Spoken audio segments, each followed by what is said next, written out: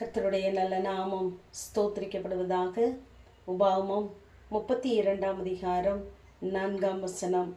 அவர் நியாயக்கேடில்லாத சத்தியமுள்ள தேவன், அவர் நீதியும் செம்மையுமானவர் என்று மோசே இஸ்ரவேல் சபையாரை பார்த்து இந்த வார்த்தைகளை எல்லாம் சொல்லி பாடுவதாக நாம் பார்க்கிறோம்.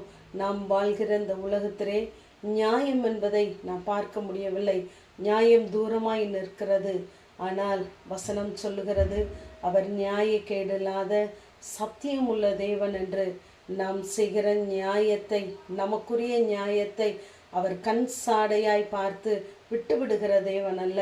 நமக்காய் நியாயம் செய்கிறவர், நீதி செய்கிறவர், நமக்காய் வழக்காடுகிறவர், நமக்காய் பரிந்து பேசுகிறவர் அவர் நம்ம மத்தியிலே இருக்கிறார். அவர் நீதியும் செம்மையுமானவர் என்று பார்க்கிறோம். அதே வசனத்தின் முற்பகுதியிலே அவர் வழிகளில் எல்லாம் நியாயம் என்று சொல்லி பார்க்கிறோம். அவர் வார்த்தை நியாயம், அவருடைய செயல்கள் எல்லாம் சத்தியமுமாய் இருக்கிறது. அந்த தேவனை தான் நாம் ஆராதிக்கிறோம்.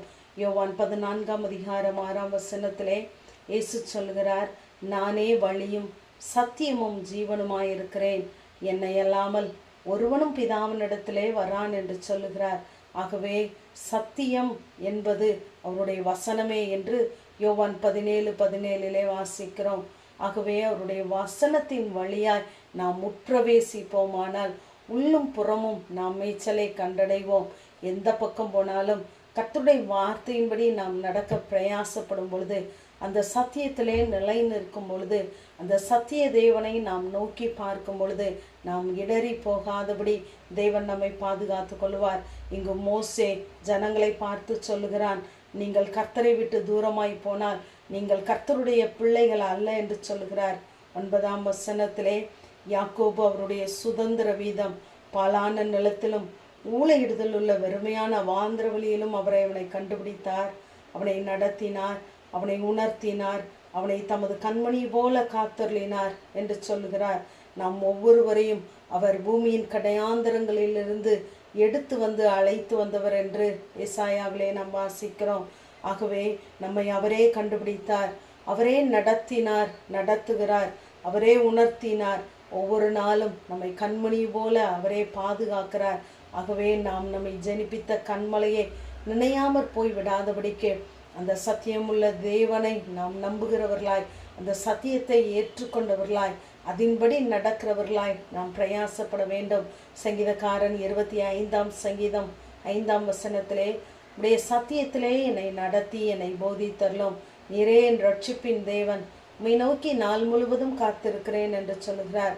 அந்த சத்தியத்திலே வார்த்தையிலே நடப்பதற்கு நீர் என்னை ஒவ்வொரு நாளும் போதித்து நடத்தும், அதற்காக நான் நாள் முழுவதும் காத்திருக்கிறேன் என்று ஏங்கி நிற்கிறார்.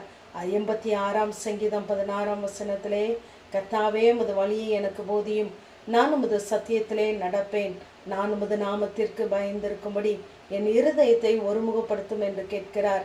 அநேக நேரங்களிலே உலகத்தை பார்த்து, உலக மனிதர்களை பார்த்து நம்முடைய ஆத்மாவை நாம் மாயைக்கு ஒப்பு கொடுத்து விடாதபடிக்கு கர்த்தருடைய வழியிலே நடப்பதற்கு நம்முடைய இருதயம் ஒருமுகப்படுமானால் அங்கு சத்தியம் நிச்சயமாகவே நமக்குள்ளே நிலைத்திருக்கும், நாமும் சத்தியத்திற்குள்ளே நிலைத்திருப்போம். ஆகவே அந்த சத்தியத்திலே நடப்பதற்கு, நம்முடைய இருதயத்தை ஒருமுகப்படுத்துவதற்கு நாம் தேவனிடத்திலேயே அவருக்கு நாம் அதை தாங்குவதற்கும் தாண்டுவதற்கும் அதிலே நிலைத்திருப்பதற்கும் கர்த்தருடைய கிருபைகளை கேட்டு நாம் பெற்றுக்கொள்ளுவோம். அந்த நாம் வாசித்த வசனத்தின் முற்பகுதியிலே சொல்லுகிறார், அவர் கிரியை உத்தமமானது, அவர் வழிகளெல்லாம் நியாயம் என்று சொல்லுகிறார். ஒருவேளை நம்மிடத்தில் உள்ள நியாயங்கள் நமக்கு பாதகமாக அமையும்படி ஒருவேளை சூழ்நிலைகள் இருக்கலாம். நமக்காய் நீதியுள்ள நியாயாதிபதி நமக்கு அனுகூலமான வழிகளை அவர் திறந்தருளுவார். அவர் நியாயக்கேடில்லாத சத்தியம் உள்ள தேவன். ஆகவே அந்த சத்திய தேவனை பிடித்து கொள்ளுங்கள், வார்த்தையை பிடித்து கொள்ளுங்கள், நிச்சயமாகவே நியாயம் நம் பக்கமாய் இருக்கும். ஆமேன். ஜெபம். பிதாவாகிய தேவனே, குமாரனாகிய இயேசு கிறிஸ்துவின் நாமத்தின் மூலமாய் உடைய சன்னிதானத்தில் வருகிறேன். அவர் நியாயக்கேடில்லாத சத்தியமுள்ள தேவன், அவர் நீதியும் செம்மையுமானவர் என்ற வேத வார்த்தையின்படி கர்த்தாவே, நீதியுள்ள தேவன், உடைய வார்த்தையின்படி ஒவ்வொரு நாளும் எங்களை நடத்துவீராக. உடைய சத்தியத்தை எங்களுக்கு போதித்தள்ளும். தாழ்த்துகிறோம், மகிமைப்படும். இயேசுவின் மூலம் ஜெபம் கேளும் எங்கள் நல்ல பிதாவே. ஆமென்.